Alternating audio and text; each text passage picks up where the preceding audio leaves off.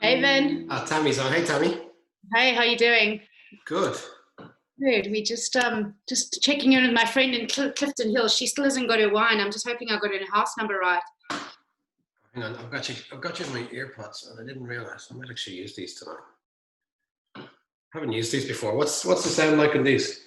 Yeah, it's cool. Perfect. Perfect. Yeah, it's good. Cool. You got your wines? We have ours are here. It's just our friends in Clifton Hill say they haven't got theirs, so I'm just checking. They are. I've just sent out a post on socials. We have been up against it. We didn't realise the mammoth task that we were up against. We've obviously done it differently this time. We were sending out full bottles. This time we decanted. So the lads are on the way, and I've been in touch with them. I know Tim had some. I think Tim's going to be delivering out in Clifton Hill. So Tim, he shouldn't be too far away. You guys would have got a visit from Sam, I think. Yeah, he just rang the bell and ran. Very good. His next delivery.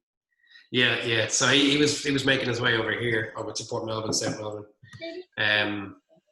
But yeah, hopefully, I think we may end up with a couple of people who might not have got it. But that's just, we've tried to do things differently. We'll learn this time, and yeah, we'll have to do better next time.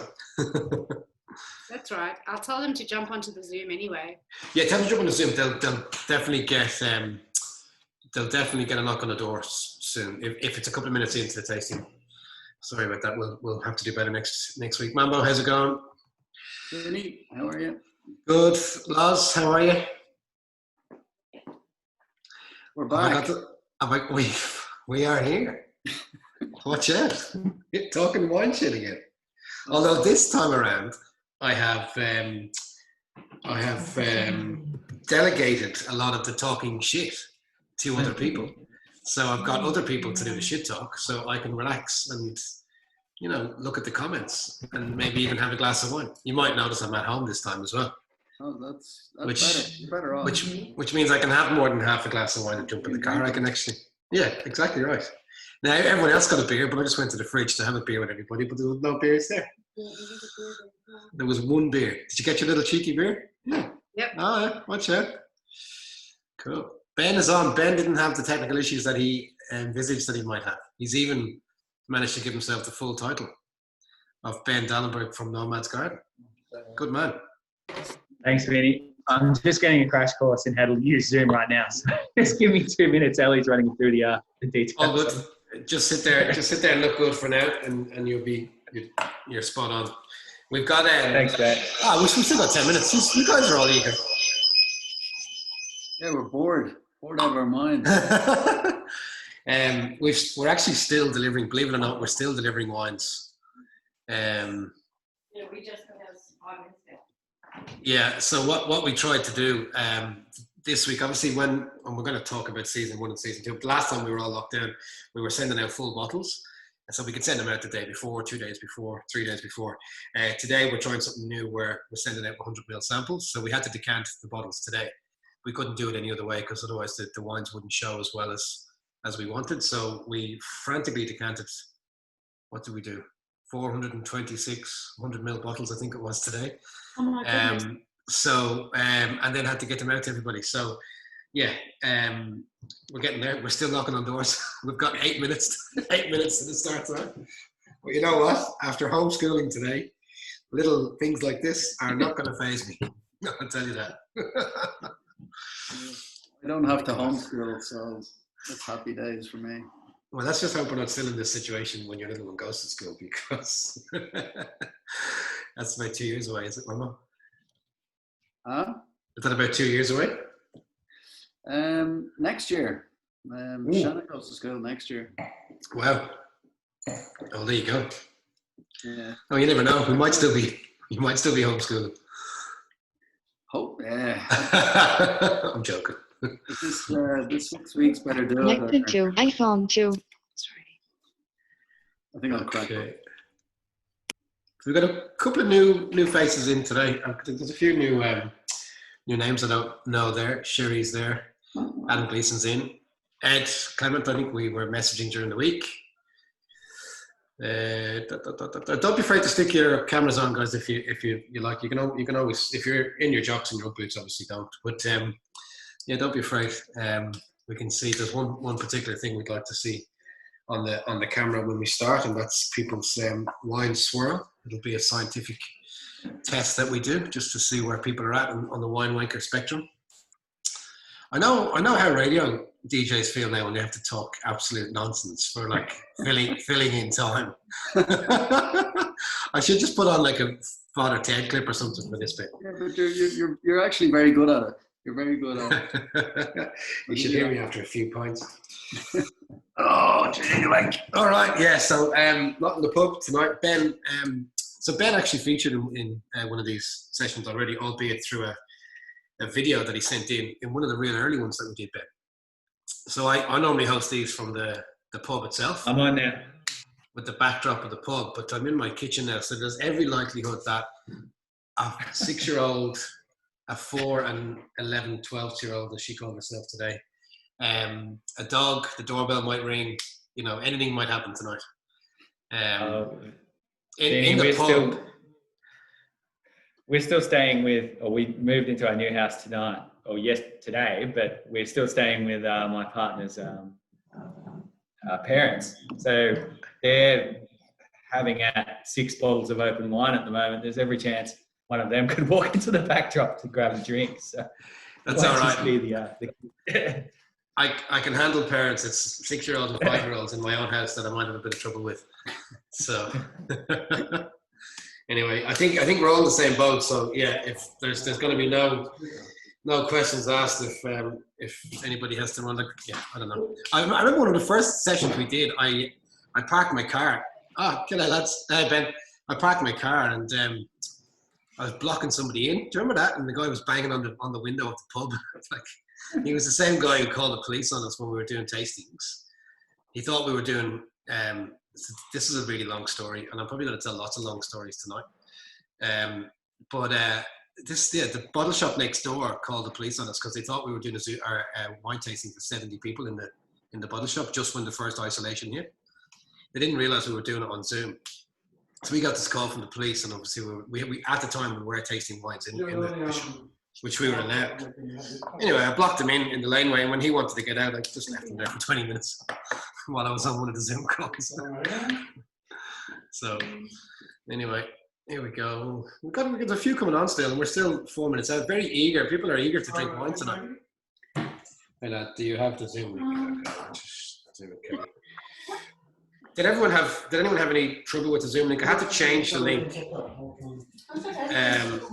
I had to change the link yesterday. With the security, the new security features with Zoom, they don't allow you to reoccur a meeting more than a certain amount of time. No, anyone? Oh my God. It was all good. All right.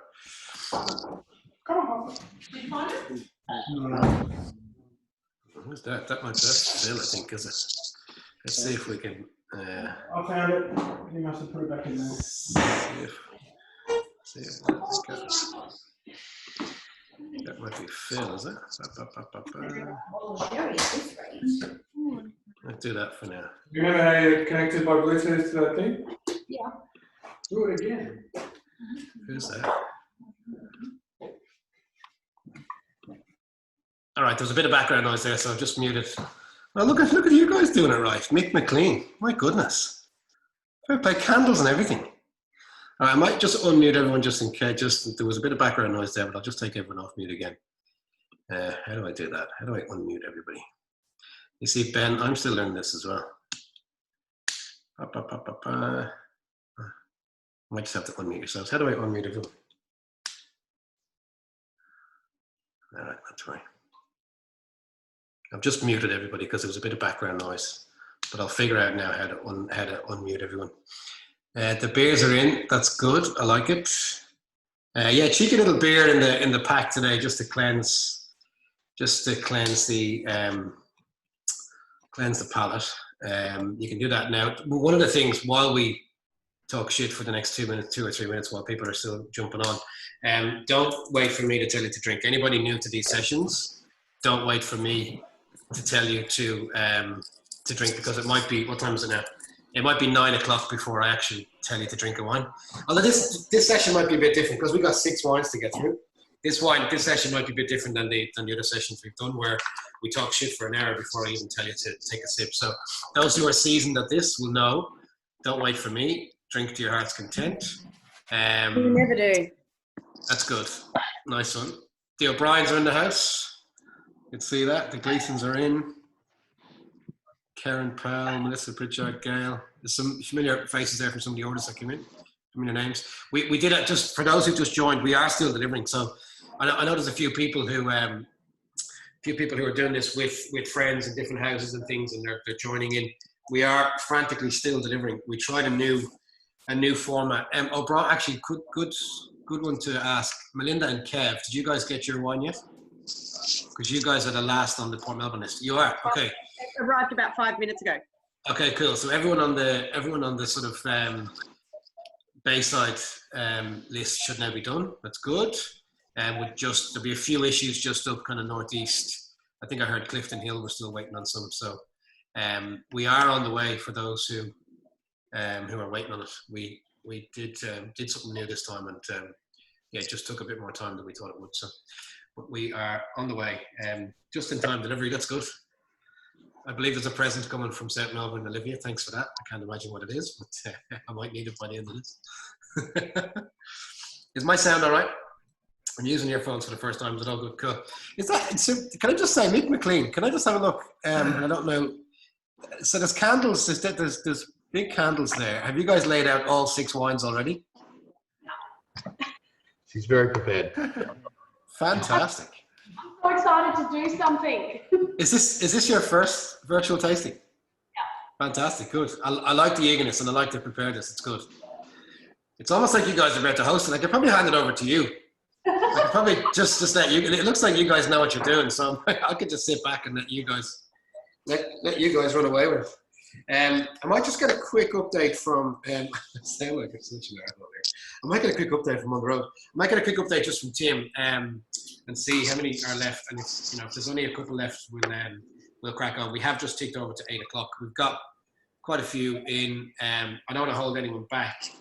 I just want to check and see how many we have left to deliver. So what we did, the reason that anybody might have got, just check Timbo, hey, Tim. The reason why you might have only got your wines in the last few minutes. We tried something new this time. This time around, ordinarily what we were doing with these tastings, I'm just going to mute everyone because there's a bit of background there. With these tastings, we were sending out full bottles, which meant we could send the bottles out a week in advance or 2 days in advance or 3 days in advance. We've got a new concept this time around. We wanted to showcase more wines from a particular producer each week, which is why we've got what we call the Cellar Door Series now. So the only way we could do that really was to decant the wines on the day of the tasting, i.e. this morning. So we decanted, I think we counted 427 of those 100ml bottles this morning. So and we just didn't realize how long it was going to take us to do that and to get it out to everyone, to get into people's hands.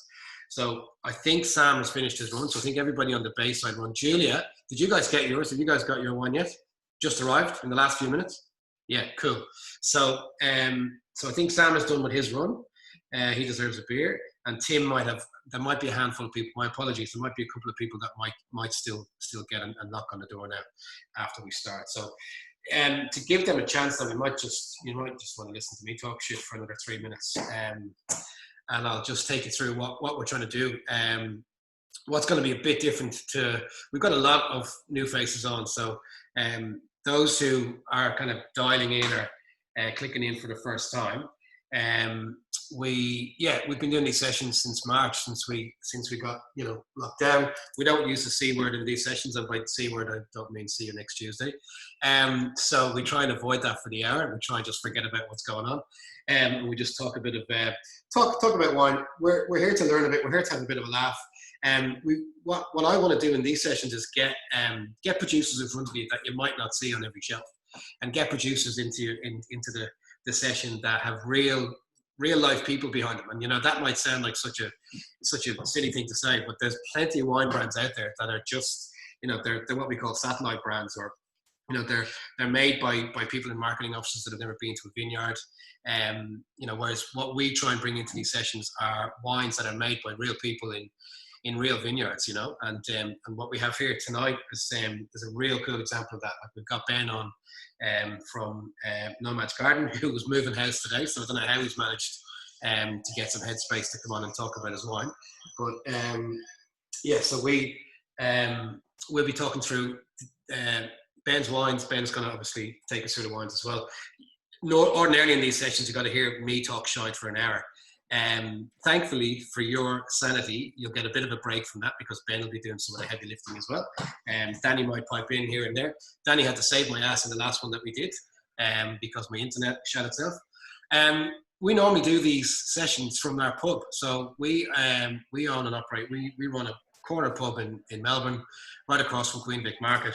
And you know, when we were shut down in March, we rolled into a bottle shop. I've got a wine background. I've got a piece of paper on the wall, actually, from the Wine and Spirits Educational Trust of London, that says basically at any point in the day I can open a bottle of wine and nobody can judge me. No questions asked. I've got a certificate, a piece of paper to say I'm a wine wanker. I'm a fully fledged wine wanker, and I can drink wine at any time of day, which has come in handy in the last 16 or 18 weeks. I'll tell you that. Particularly, hands up who was homeschooling today. Hands up who couldn't get their second child into childcare today. Hands up who wanted to stick a pencil in their eyeball 50 times today. Yeah, baby. So for that reason, so we've added a little beer in. We've added a beer in everyone's pack today, just a little sort of gesture. We like to cleanse our palates. In the wine world, we tend to drink a lot more beer than wine after these sessions, because you know it needs a good old palate cleanse. That beer is there to be shotgunned by anybody who was homeschooling today. There will be no judgment if anybody needs to neck that beer now in one go after homeschooling today. No questions asked, no judgment. Do it in front of the camera. Be loud and be proud if you want. If I had a beer here beside me, I definitely would be doing it, but I haven't got a beer beside me. All right, we're 5 past. I haven't got an update from Tim yet. If there are any people that are still waiting on wine, fear not, it's on the way. It might just be a couple more minutes. Apologies. We are trialing and testing this kind of new concept, so a couple of teething problems, but it is great to see how many 46 sessions on already. That's fantastic. That's awesome. All right. Welcome in, Melita. That's a very nice background you have there. I like the fire. Did you guys get your wine? Yes, thank you. Thank you. Just arrived. Fantastic. Cool. Just in time. Cool. The Gleasons are in from Eltham. You guys might be the last, I'm afraid, but fear not. I'm sure there's some other wine you can get stuck into there. Right. Like I said, these sessions, they're lighthearted. We're here to have a bit of crack. You know, we're all sitting on the couch anyway. I've been working with wine for about 18 or 20 years now. I've been playing kind of publican for about 3 years. I've been winging it, to be honest. So I'm kind of going back to my roots when it comes to wine. I know a lot of things about wine. I don't know everything about wine. If you ask any questions that I don't know, I'll either handball them over to somebody else, like Ben, who's a winemaker, or Danny, who's in from our distributor, or I'll make up an answer and I'll be really convincing. And I'll be so convincing that you think, holy fuck, that little Irish guy with the pub in North Melbourne knows everything about wine. And by the time you go back to get to fact check what I told you, you'll be too drunk anyway, and you'll forget, and you'll think I'm a legend. So, but in all seriousness, these sessions are here to learn. Ask loads of questions. If you don't want to ask them, there are quite a few of us on. So maybe if you have any questions, pop them in the chat, and we'll try and get them. And we'll keep an eye on the chat. No questions are silly. There probably will be when winemaker's like me and Ben and Danny start talking, we tend to spout out terms that we just arrogantly think that everybody knows. If there's something that we kind of come up with that you don't know, just pop it in the comments. We will try and cover it. I'll try and keep tabs on any of those kind of wanker terms that we're using that may not be everyday language for everybody, and we'll try and cover them. Now, speaking of which, if everybody can just pop their camera on if they can, if they're wearing pants. If you're not wearing pants, then don't put your camera on. We like to start these sessions with a very scientific test.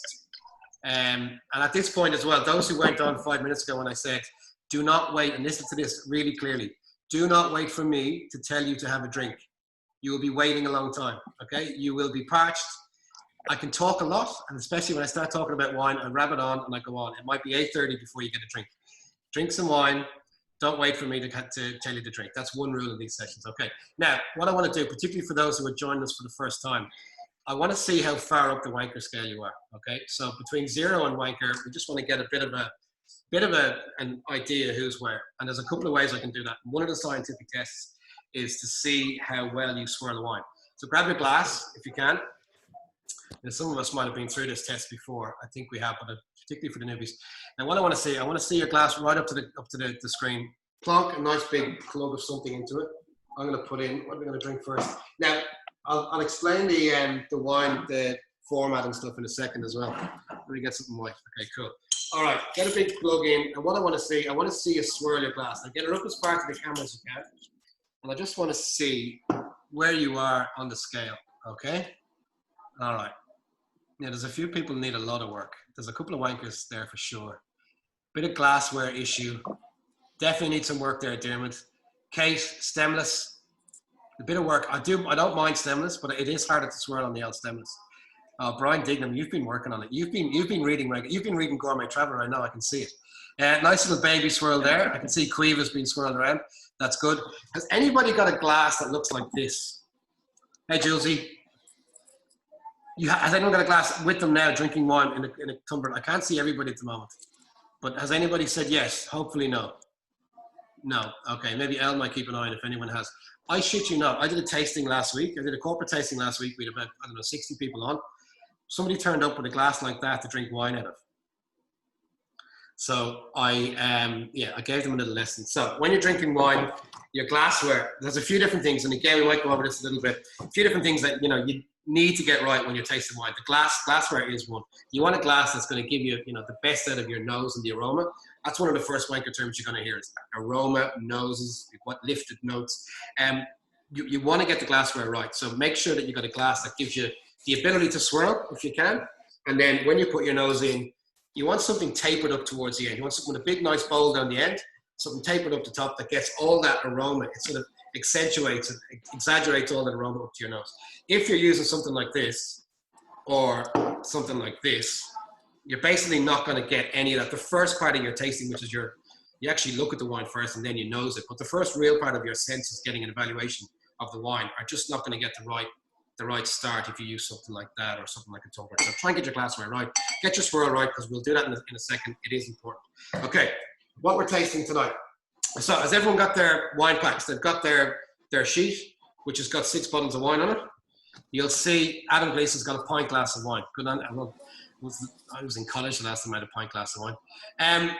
Okay, so you have your tasting sheet. On your tasting sheet, the bottles, the wines are labeled 1 to 6. All right. And then on the bottles, you've either got a label which is labeled 1 to 6, or it's written on the cap. Okay. So I'm just going to mute everyone for a sec again. Okay. So on the obviously that's our tasting order. Okay. Underneath, you'll see I've got a couple of spaces for you to write your notes. When we're tasting wine in a proper tasting environment, evaluating it, they're the couple of notes that we start with. So we start with what it looks like. We start with what the nose is like, what the palate is and how it finishes off. Okay, they're the sort of 4 things that we're really looking at. So try, if you can, along the way tonight, try and write some notes for yourself. Believe me, they get a lot more sort of colourful the more you've had. So by the time you get to wine number 4 or 5, you think you're Max Allen, or you think you're one of the big shot wine writers, and you start writing things like nuances and lychee and things like that. So give it a crack if you can, but if you need to use your own layman's terms, do. All right, I've been harping on for a while. Hopefully some more people in that time have got their wines. Like I said, ask as many questions as you can. I think the chat's gone up already. Chat's gone up a little bit, so do ask questions. Like I said, we'll send them on to Ben, or we'll try and answer them. Just a show of hands again. Is this anyone's first virtual wine tasting of any kind? Owen Casey's in for the first time. Simon's in for the first time. Okay, cool, sweet. Dave and Franny, I see you guys. Your glassware is pretty good, and I did notice Dave's swirl was pretty good, and I've got a keen eye for someone who's in the industry. So it looks like the way you held your glass. Looks like there's a bit of wine wanker coming up out of Dave and Franny there. All right, so okay, the idea here is to have fun. Ask loads of questions if you can. Hey, Dion's in from South Melbourne. Just interesting as well. Cool. We'll ask questions along the way. Let's get stuck in. Like I said, you guys could have been 13 minutes in before I told you to even pick up a glass, never mind have a drink. So again, keep it in mind. Don't wait for me. I'm going to introduce Nomads, okay? And so what we're doing, obviously, this time around, we're introducing, this is the cellar door, okay? We're bringing the cellar door to you. So we're going to get into the detail, the finer detail of a particular producer, okay? We want to know about them. We want to know about their wines. We want to know about how they make them. We want to know about the people behind them. We want to know, what the winery dog is called. We want to know why they've chosen these wines. And by the end of the session, we want you to know, everything about the people behind the wine as well as the wine themselves. I think what we have tonight, we've got a really good kind of selection of what these guys do. Thankfully for them, there were a couple of wines that I wanted to put into the session that I couldn't because they've sold out or it's on allocation, which is great. Which I guess is any winemaker's dream is to have a situation where you can't provide wine because you've sold out and you got to wait for the next vintage. So now we're going to talk about terms. I've got a few things to show you. I don't always like, we started these sessions, I don't like doing PowerPoint presentations. I never wanted this to turn into a lecture. But there are a few things that I do like to share with people just before we start. And Ben, 14 minutes in, you'll get to talk soon. I just want to share my screen and show where we're looking at. It's always important to obviously know, particularly with the range of wines we're about to taste here today. These wines are all about where they're from. And I'll actually, later on, I'll quote Ben. I had a chat with Ben earlier. By the way, can everyone say hello to Ben Dahlenburg, who's up on my top right of my screen, who's the chief winemaker of Nomads Garden. Say good day, Ben. Ben's going to be talking in a second. Ben, this is everybody. Everyone, this is Ben. But have we got any birthdays on the session? Anyone's birthday? Surely with this many people on, there's a birthday. Have we got a birthday? Anyone pretending it's not their birthday? Simon Jordan, it's your birthday. Today. You're 50 today. Amazing. You can take yourself off mute and tell us what age you actually are. Yesterday. I'm going to guess that it's today. Is it today? I was never good at charades. Yesterday. Yesterday. Oh, that's good enough for us. We'll sing happy birthday to you. Yeah, I'm taking it, mate. I'm taking it. Yesterday. You don't look 50. I tell you what. No, I'm not. I'm well and truly not 50. All right. Okay. But thank you. That's the story. Yeah. All right. Okay. You're on the birthday list later. That's what we do. It's part of what we do. Okay. So, yes, we are about to taste the wines with Ben. What I want to do, I want to show you exactly where we are dealing with these wines from, and then I promise I'll let Ben chat. It is, like I said, one of the wanker terms, everybody who did season one had a little black book of wanker terms, and every time we had a little term that we thought, might impress our friends, but probably wouldn't ever impress them, we kind of write it down and explain it. And terroir was one of those terms that we always came up with last year. And that's basically how a region, how the soil in the region, how the area, how the vineyard, how the land, how the weather expresses itself in the bottle. How do you get the feeling of the land in the bottle? That's what we call terroir. It's a French term. It's like terrier only, spelled with the O and the I are backwards. David Pryor's in the house. Good day, David. So these wines, you'll notice, actually, you haven't got the bottle. So what I will show you, I'm going to show you the back label of all these bottles throughout the night. I always tell people, don't bother looking at the back of your wine label because it's always full of shit. It's usually written by a marketeer who's never even tasted the wine and they're copying, pasting other stuff. These wines, however, are an exception to the rule. They've actually got proper information on the back of their labels. They've got fuck all on the front of their labels, Ben. But they've got plenty on the back. All right. One of the hardest things, I know, one of the hardest things for us to do today was to pick up the wine to decant it because there's nothing on it. You got to be, anyway. But yeah, the information. We've been told we had to put the varieties on the front. So now there's more on the front in 2019 than there ever have been before. Oh, really? Before that, there was just artwork and that was it. But right. Okay. Well, I do commend you because what's on the back is actually of merit. There's actually information there that you can actually decipher what's in the bottle. A lot of what happens, there's a big difference between, and everyone has heard me say this, there's a big difference between what you can put on the label in the old world in France and Spain versus what you can put on the label here in Australia and New Zealand. In France and Spain, when you read the label, you should actually get an idea of what's in the bottle before you open it. Like purely reading what needs to be on the bottle, purely reading what has to be on the bottle. Whereas here in Australia, you don't have to put anything on really, and it's obviously progressive people like Ben who decide, right, I'm going to actually tell people what this wine is going to taste like before they open it, and then they can make up their mind whether they're actually going to open it or it might not be for them. But yeah, that gives us content for about 2 hours just to talk about what's actually on the back of that label. So good on you for that. All right, I'm going to share my screen because I want to show you where these wines are made. And we're looking at wines from the Alpine region, looking at wines from, not just from Beechworth, but we are looking at wines from the other areas of what we call Northeast Victoria. Okay, so this is the well, you got to be careful what you leave on your screen when you share your screen, by the way, as well. That's the rule that we learned early in the piece in my career, which I'll tell you about again. Northeast Victoria. So we've got where we're dealing with here. If you see my screen, we're looking at what's happening up here. We're in Beechworth. We've actually got two or three wines from King Valley and Alpine Valley as well. And there's a bit of history there in Glen Rowan as well, which Ben will probably talk about as well when it comes to his dad, I think. So that's what we're looking at here. Obviously, you can see down here, this is what we call the Port Phillip area, which is Mornington Peninsula, Yarra Valley, some of the bigger names from Victoria that we see more of on the shelves. But up here is starting to emerge. It's a cooler climate area, and that plays a big part in why we're seeing more wines from the likes of Beechworth, King Valley. The palate in Australia has definitely changed from bigger, fruit-driven, jammier reds in particular, or big, heavier whites, to cooler climate wines that are more gentle, less fruit-driven, and more about the terroir, more about what's actually going on in the area. Now, I'll stop my share there. I'll put you back onto Ben. Your first wine is going to be the Sauvignon Blanc. And by the way, this is the first Sauvignon Blanc we've had in any of these tastings. All right? We've got 14 weeks. Well, we've introduced it because this one actually tastes good. This one has actually got a little bit behind it. This one has got some love in it. This has got some barrel work. It's got some lees. We're going to talk about lees. We're going to talk about barrel stirring. We're going to talk about fantastic things, and it's all about Sauvignon Blanc. So for the first time, drum roll, Sauvignon Blanc is in the house. Ben, tell us a bit more about you first. We want to learn about you. We want to learn about, you know, your family history in the wine industry, the area, and then we want to taste the Sauvignon Blanc. 20 minutes in, and I'm handing over the mic to you, Ben Dahlenburg, who moved house today and rushed home to be on Zoom with us. Thanks, Vinny. I didn't get a bottle of the Sauvignon Blanc in the car. I've ended up with 5, and the Sauvignon Blanc's the one I don't have. Probably won't hurt because I've had a few beers to sort of erase the memories of moving house. So a little bit of a break for me will probably be fine.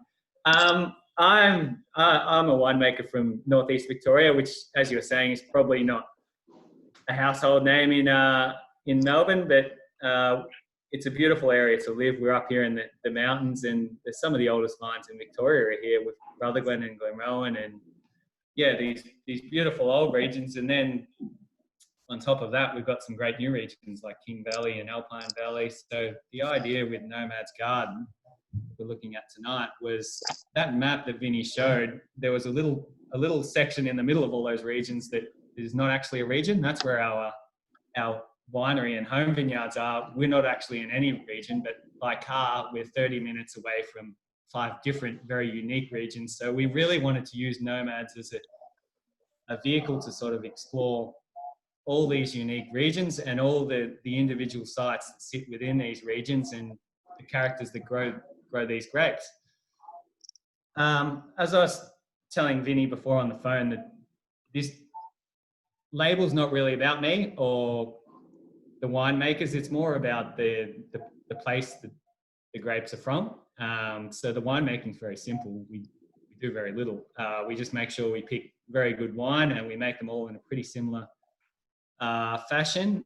And you'll notice on all our labels, we don't use the word natural because I think it's a bit ambiguous these days about what that actually means. We just wanted to make wines that had virtually nothing added. I say virtually because we add a little bit of sulfur, a very small amount, just so you can actually see the wine. If you don't add that, you can end up with vinegar basically. And bentonite, which is just a natural clay product. We don't add that to the skin contact wine if you've ever had that, but it just makes our whites clear. It's just a very fine clay. My stories, I don't know. I was an environmental scientist before I got back into wine. Both my parents are winemakers, so I grew up pruning vineyards. In my gap year, I worked at Brown Brothers. Was good fun, but then went and studied environmental science, worked in that field for a little bit, and then in 2013 there was a change of government. There wasn't that many jobs in environmental science after that point, so I went and did some vintages overseas, and found my way back to making wine, and here I am. Ben, you mentioned something there, Ben, about why that you don't put natural wine on the label. Natural wine seems to be on vogue, like it's on trend at the moment. It's sexy, and you've chosen to keep it off the label. Just deep dive a little bit more into that, just kind of explain a little bit what natural wines are, and what's the craze at the moment. I think that the craze is it's a great concept that it is, and we're definitely in that basket. We just prefer the term low intervention because by using the term natural, it sort of infers that everything else is unnatural, which is not really the case. We make these Nomads Garden wines very similar to the way we make our other wine label, Eldorado Road. It's just we don't promote it as low intervention wine label. I think there's a lot of natural wines out there these days that aren't that natural, but they just use the term. It frustrates me to no end, but that's why we chose to use a different term, low intervention. But we really wanted to grab that idea of, well, how can we make a wine without adding things that aren't necessarily bad for you at all? They just, I don't know, they change or alter the wine to sometimes make it better. But it makes my life very, very tough not being able to add any of these things, but I think it gives you a much better reflection of where the vines, or where the wines are from and the year that they were made. That's a big one. It's not just the terroir, but you should see in our wines very much the weather that was that year. You'll get juicier, sort of fleshier wines in those warmer years, and in the cooler years you should get leaner, more peppery reds and crisper, more acid-driven whites. It's tough making wines. So by low intervention, how would you explain that to someone who has never come up with the term natural wine or even low intervention? How would you sum it up in like 10 words? How long you got, Vinny? I don't know. If you can answer that question for me, then I'd love to hear the answer. But I think basically I don't know. People have a different definition of it, but it's basically not adding anything to it. So you can, I guess the purest definition of it would be to add nothing at all, which then has problems in itself. I mean, people that don't add sulfur to the wine in the winery probably pour or spray a heap of it in the vineyard to get their sulfur up that way. It's a very tough question. It's $1 million question, really. What is natural wine? And exactly the reason why we chose to steer right away from it and use low intervention instead. We print exactly what we do on the back of the bottle, so there's no dancing around the facts.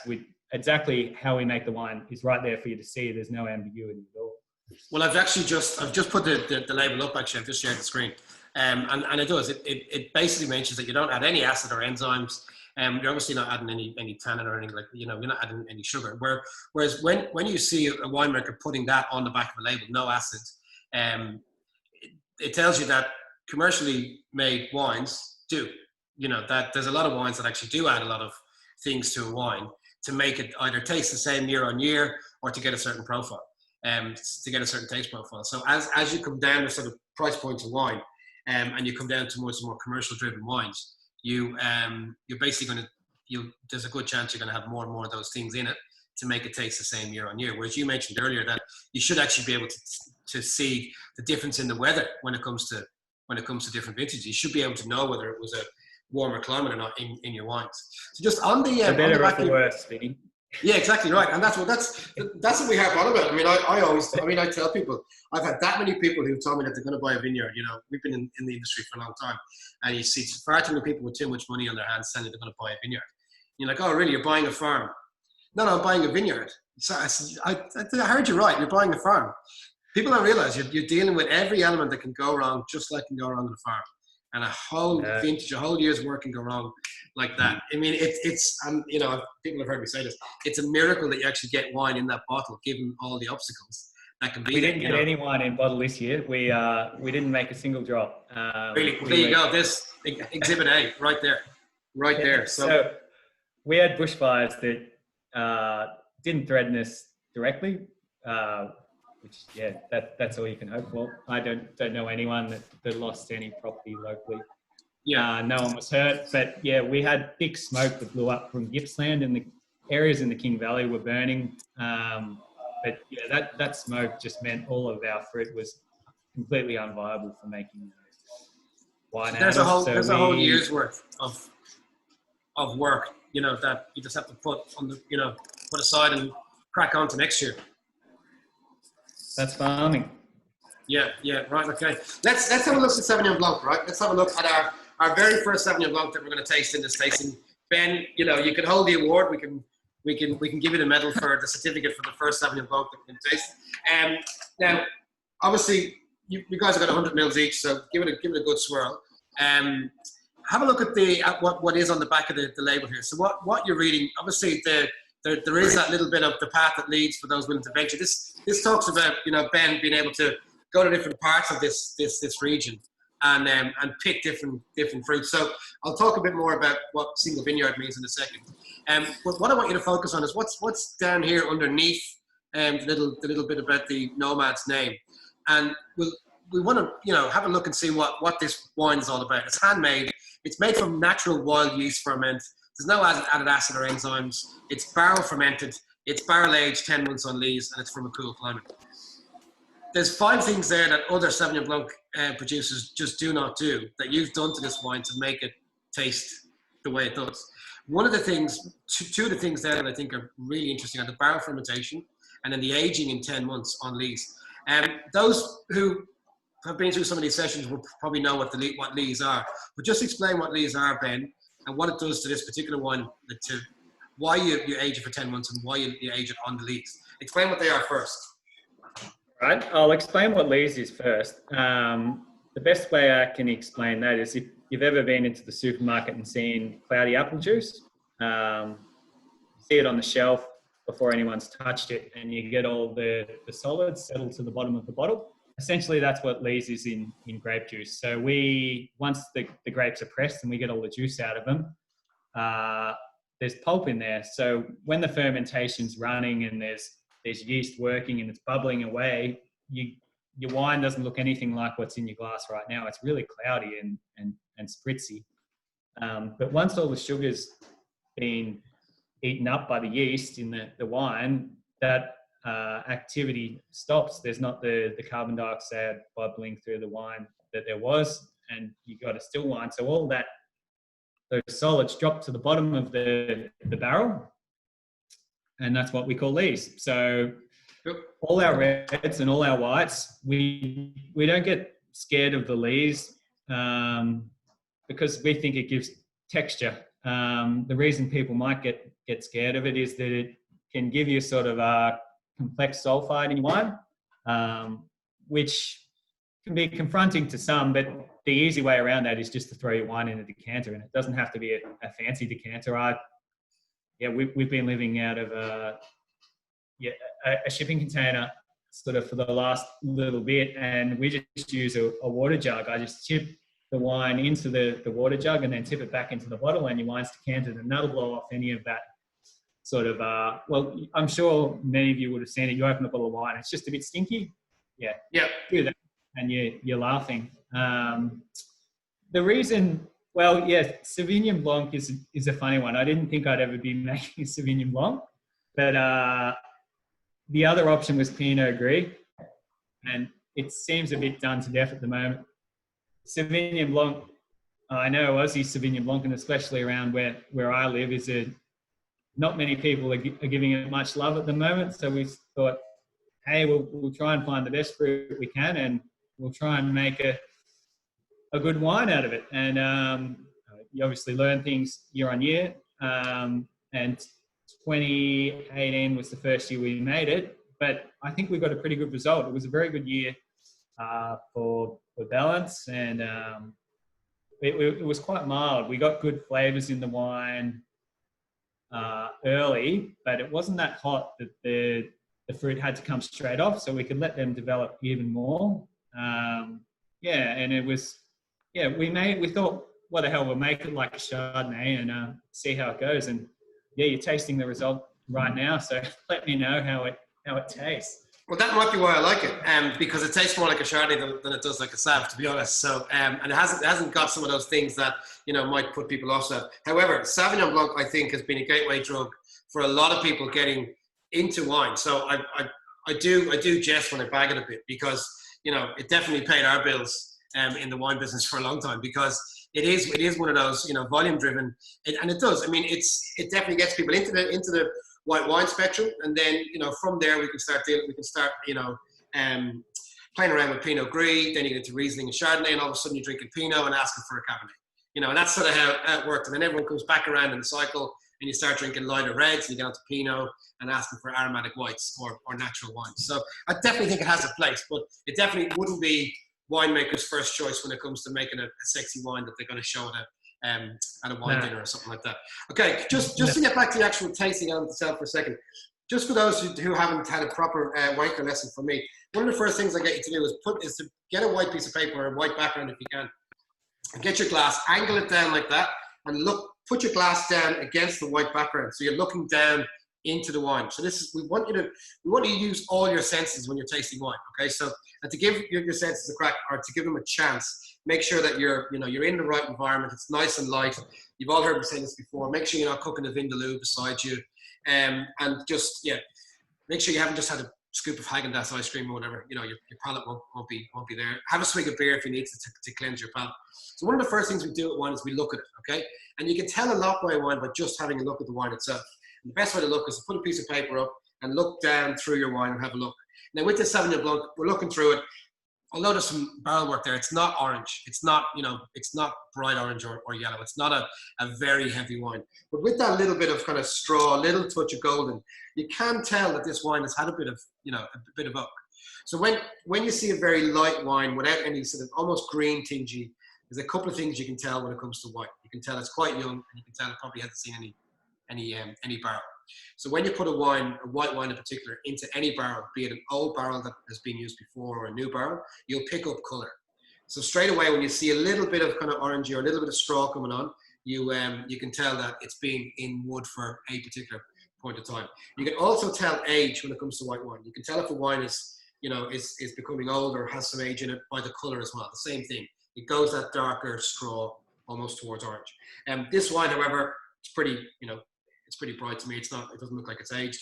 Have a look. Pop your two fingers behind the wine as well, between the wine and the page. And this is something we'll do when it comes to the reds in particular. And what you're looking at here is the clarity of the wine. You want to see how intense the wine is going to be. If you can see your fingers through that wine really easily, without any hassle, it's giving an indication it's going to be a lighter style of wine. It's not a big, this isn't a big oak bomb. It's not hasn't been through malolactic fermentation. It's not going to be a chewy white wine. And this will be very kind of useful when we come to our reds, to pop your fingers behind and have a look through. So before we've even gone near our nose with it, we're getting a couple of indications. Next thing to do the wanker swirl. It is important.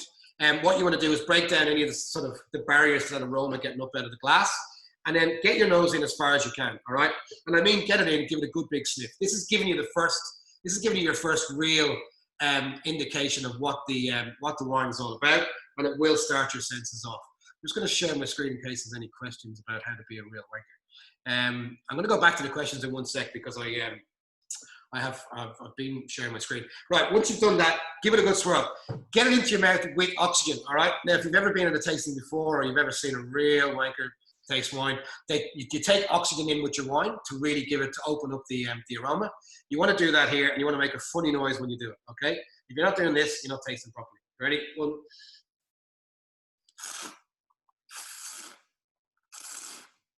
You want to get that in and swirl it around almost like mouthwash. And get it around your mouth and figure out where you're getting the action. Is it happening in the back of the palate? Is it happening in the front? Is it happening around the sides? And that will show you what this wine is all about, depending on where that action is. And this wine's very much got acid. It's got a bit of mid-palate. I'm feeling it in the middle of my tongue, but also all around the sides. Anybody else getting some action around the sides of their tongue on this one? Nodding head is all right if you're on mute.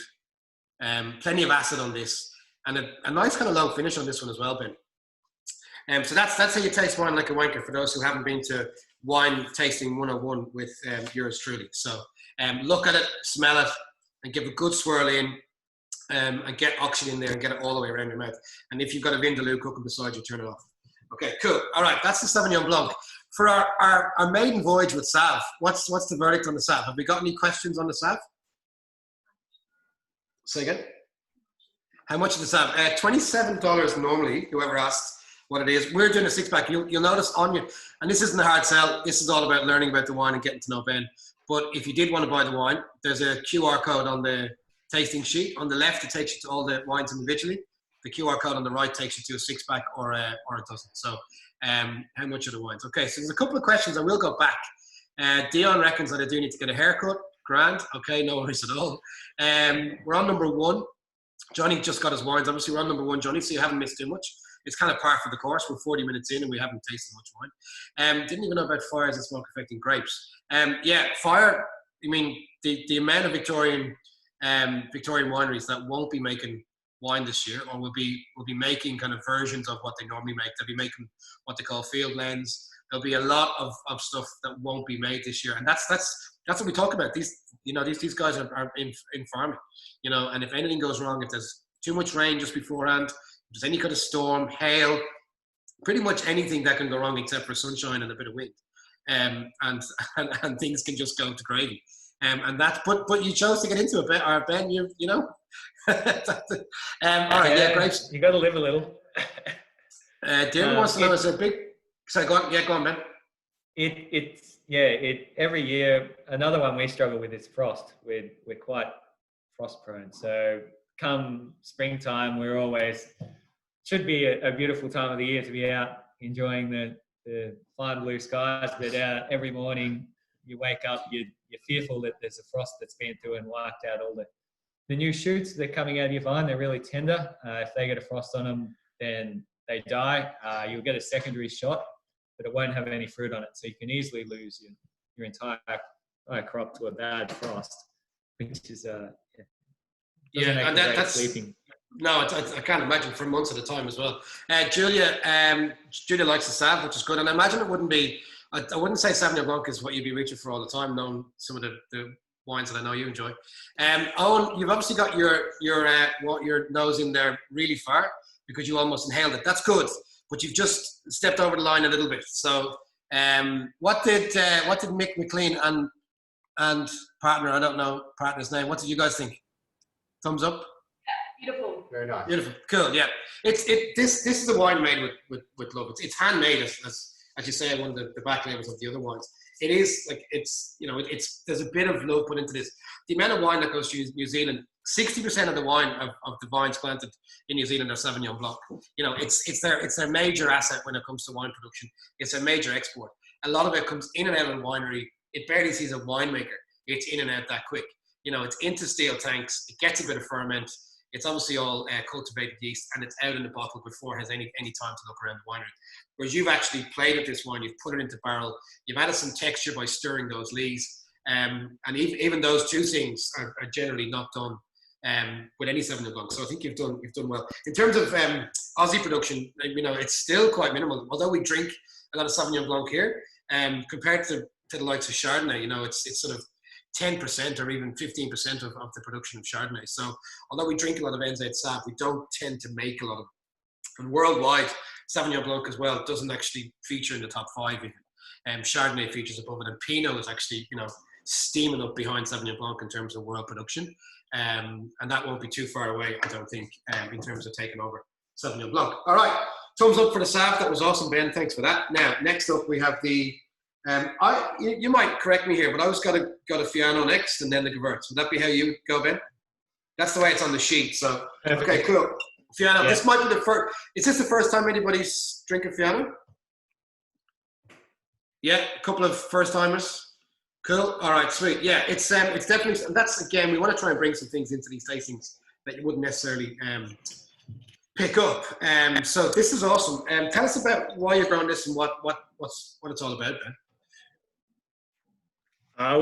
We don't grow any. Most of these wines are from passionate growers. So the Sauvignon Blanc, the last one, was from a vineyard as high as you can get up the back, pretty much all the way to Gippsland of the King Valley. So it's deep, deep, deep. And the guy that runs that vineyard he's a character. The reason we have access to all these great vineyards and know where to get the good grapes from is that my father, Paul, who's been head winemaker at Bailey's of Glenrowan, and a really famous old winery in Glenrowan, for nearly 30 years, has established these good relationships. So we know everyone, we trust everyone, everyone trusts us. We can sort of, we're lucky we get the pick of the bunch. But this vineyard, the Fiano, is an amazing spot. It's right in front of Mount Buffalo. Does anyone know Mount Buffalo or ever been up to Mount Buffalo? It would be up there with one of the most beautiful places in Victoria, Mount Buffalo. It's truly amazing. So if you've never been there, go check out Mount Buffalo. But this vineyard is in the valley, just to the front of Mount Buffalo, in a place called Merryang South. And the guy that grows this Fiano, sorry, I've got my wires crossed. Previously, we'd bought Fiano from this vineyard, from the vineyard I was speaking of, and the Pinot Noir comes from there. But in 2019, we actually swapped because we were having problems with the vineyard down the bottom of Mount Buffalo. It just wouldn't ferment naturally. So we switched to another vineyard in the Alpine Valleys, but it's close to Myrtleford in a place called Borali, and two really good vignerons that run that, Tim and Mark Warpole. Mark has a winery called Fighting Valley Road, which is very well renowned. But we just got better results with fruit from that vineyard for what we're trying to do. It's just must be a stronger indigenous yeast there that gives us a cleaner ferment and exactly the style we're trying to get. Fiano, the grape variety itself, is native to Sicily. No, Campania, I think, or southern Italy. Campania, southern Italy, yeah. Yeah, so it's a very similar climate to what we have here in northeast Victoria, hot summers, but it holds its acid extremely well, which is fantastic for what we're trying to do with Nomads Garden, because yeah, you can see this wine's got plenty of flavour, but it's still got a nice, clean sort of really strong acid line. So it'll age really well. It's great with sort of Asian food and stuff like that, seafood. Where was I going with this, Vinny? What else? Well, I've just put up the back label there. So again, some of the stuff that you put up is great. Like, I mean, handmade. Although that might sound, it might sound bizarre in this day and age, but it's a handmade wine, including being hand picked. Doesn't sound too wankery. No, it does. It is. It's good, but I mean, it's true. I mean, in that, so you're hand picking. Tell us the difference, and what's your opinion? And we've had a couple of winemakers tell us, what the opinion is when it comes to machine picking. There's very sort of sophisticated machines that can pick grapes. Why do you elect to hand pick? What's your sort of reason that you wouldn't go to a machine picker? I mean, everything has its place. I mean, you'd be doing very well to produce a wine that's from hand-picked fruit for less than sort of $22. It basically comes down to cost. But if you're happy to pay that cost, and you obviously have to pass that on. But you get, especially in whites, you don't get the oxidation, and you don't get that sort of, you just get a gentler sort of pressing.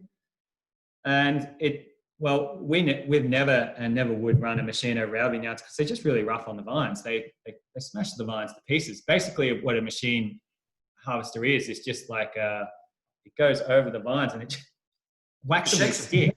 Yeah, it just gives them a good old whack, and it busts posts. And at the scale, you've spent 4 years getting these vines healthy and getting them to a stage where they look nice. Yeah. And they're producing decent fruit, and the machine comes in and just goes fucking nuts. Yeah, and it smashes everything up. It smashes up the vines. It smashes up the trellis. And I don't begrudge people that have to do it. You have to do it. But no, we like to handpick everything. And it also gives, we're pretty fussy with our pickers. We ask them to sort of grade off the vine. So if they see a bunch there that might have some botrytis or something wrong with it, some disease in it, they'll just throw it on the ground. A machine can't do that. Or maybe they can. I don't know. Is there flash machines that can do that now? Not yet. They're flash. They're not that flash. Yeah. No, and that's another reason we do it. We just get them to pick the best fruit. Anything that's not up to scratch, they just throw it on the ground. If the birds are being into it or the kangaroos, they can just cull it straight there and then. There's more obstacles you can get to actually getting the wine in the bottle. Is not just weather. You've actually got wildlife that can go and eat your crop and basically put you back again. We've got a lot up here. We're surrounded by national parks, so we don't work against them. We sort of work with them. But yeah, you've definitely got to give them their cut and take that into consideration when you're working out your calculations. A hungry kangaroo or a flock of cockatoos can take care of a fair bit of fruit if they have got an appetite, that's for sure. You're very brave saying a flock of cockatoos after having a few beers before you get on here, and I tip my hat to you. I would have avoided that phrase if I were you.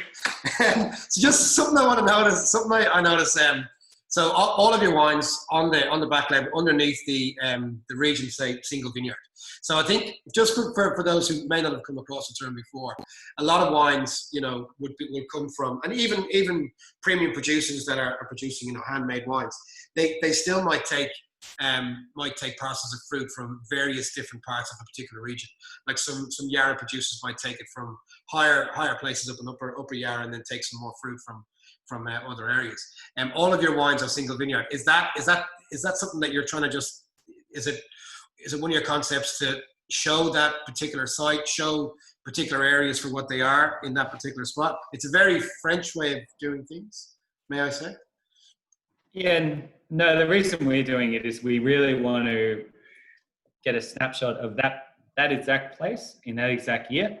And the only way you can do that is single vineyard. I mean, the 5 wine regions, or GIs, they call them up here, are really, really diverse in their own entity. But then you go within those regions. So the Alpine Valley region is a huge, huge region. So within that, each vineyard could be a completely different climate, different soil. So to get a true snapshot of a time and place, we thought it had to be single vineyard, and it had to be the way we make it. So it had to be pretty much nothing added. And that makes life very tough, because when you have only access to one vineyard and you have a lot of people wanting that wine and only so much, then you can't just go around to all the other vineyards and buy up all the fruit. Because you can't hedge your bets. You've kind of got all your chips on the one. Yeah, the one vineyard. Taste profile on this, and if anyone's drinking it a little bit, I always advise people to drink their whites in particular close to room temperature almost. You get more of the aromatics out of it. You get more of the texture in a white wine in particular. I've done well, 51 minutes in before my 4-year-old, 11 months, has come into the room. So we might get a surprise visitor. She loves Sauvignon Blanc, by the way. She's a real advocate for it. Good on you, Dean. Dean is cleansing his palate, like I said you should. Good on you, Dean, with a crisp lager there. One of the characteristics that you would always associate with Fiano is oiliness. This kind of ability for it to coat your tongue. Does anybody else get that, particularly if they're kind of drinking it a little bit above temperature? Or has everybody drank all the wines yet and then just listening to me and Ben harp on?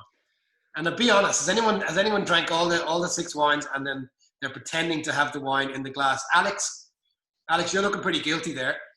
And we've got trained eyes as well. We can tell if you're drinking a Fiano or if you're drinking an aged Chardonnay.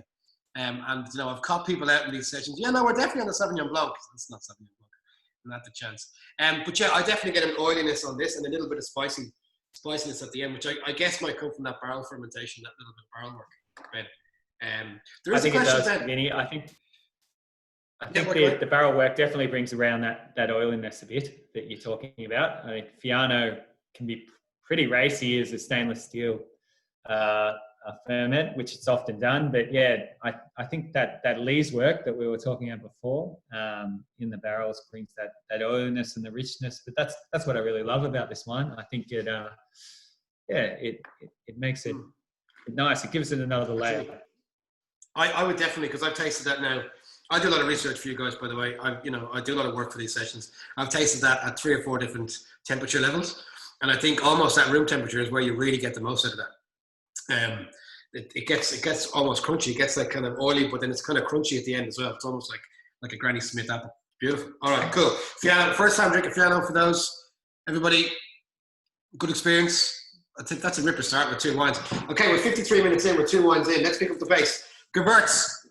For those of you who have never come across this grape variety, I have got a pronunciation, annunciation, whatever way you want to look at it for you. I will help you when it comes to your pronunciation of this grape variety in a second. It's a German word, Gewürtztraminer. Anybody who's lived in Germany or that won't have any trouble with it. Where did I put it? I thought I'd put it here for you. Here we go. That's the one we're going to look at next. Gewürtztraminer. I'm just broken it down for you underneath there. Basically means spicy Traminer. Traminer being a region in northern Italy, one of the German-speaking regions in South Tyrol, kind of up the very north, up towards kind of the border of France and Germany. And it's a grape variety that kind of has got clones back to Sauvignon Blanc actually. Wines and grape varieties are all parts of families, and there's family trees written for each of them. It does kind of stem back to Sauv somewhere, but it's actually named after a town, which is very rare. It's named after a place called Traminer, and it's a spicy. They call it a spicy Traminer. The grape variety itself, actually, and this is something to just we touched on in some of the things we talked about last year. But if you look at the actual bunch, the actual grapes themselves, they're quite pink. Which is why you'll often see if there's been any sort of skin contact in the production of Gewürz, which is what it's shortened to, when you're a wanker. If there's any kind of skin contact, you can see because of the colour of the grapes, it does get a bit of blushness. Now yours doesn't get any of that, so I assume there's no skin contact, Ben. But that is one. That's something we'll touch on with one of our next wines with the Pinot Meunier, one of the reds we're tasting. We'll touch on why red grape varieties can be made into white wines. Okay, but this is one that's what Gewürz looks like. It's a really, ordinarily Gewürz pops up out of the glass aromatically. So Ben, I'll let you take over on have you got the Gewürz with you, Ben? Yeah. I haven't tasted it in a long time, so it's been nice to revisit this. All right, everyone else, remember the basics. Give it a good swirl, get a good plug into you, get the oxygen with your. Is anybody writing notes? Anyone taking notes? I'd imagine these guys. I can't remember these guys now. The guys with the candles, Mick, is it? They look like they're writing notes. They're serious. They're. I'll tell you what. Anybody else writing notes as they go? Yeah, cool. Benita and Mike, cool. All right, sweet. All right, work away, Ben. Take us through the Gewürz. Yeah, so you're exactly right. It comes into the winery and looks pink. It looks like a red grape sort of, and that colour seems to hang around most of the way through the ferment. It's mainly when it drops or falls clear, we say, when that lees drops out of it, it goes crystal white. This one's a couple of years old now, same as the Sauvignon Blanc, comes from the same vineyard. The idea with Nomads Garden was to make a core range. It seems to be growing year on year, which we didn't want it to. But and then outside of that core range was to make one-off experimental wines. This is one of them. So we hadn't made it before, and we won't make it again. But we were up looking at the Sauvignon. You won't make it again? Probably not. Not for a while. It's not going to be made every year. Because we'd end up with a portfolio as long as my arm, and we don't want that. We just want to pick and choose these interesting varieties that are there, and we often get the ones that don't have a home. So this Gewürz, we were up there looking at Sauvignon Blanc, and Richard, the guy that grows it, who's I think the only guy with a sort of Anglo name in the King Valley. There's a lot of Italians up there, and Richard and he's making a German grape variety. Yeah, he's a very good grower too. But yeah, he had this Gewürz there, and he sort of really twisted our arm to come and have a look at it because he said, it's the best fruit he's got, but no one wants to buy it.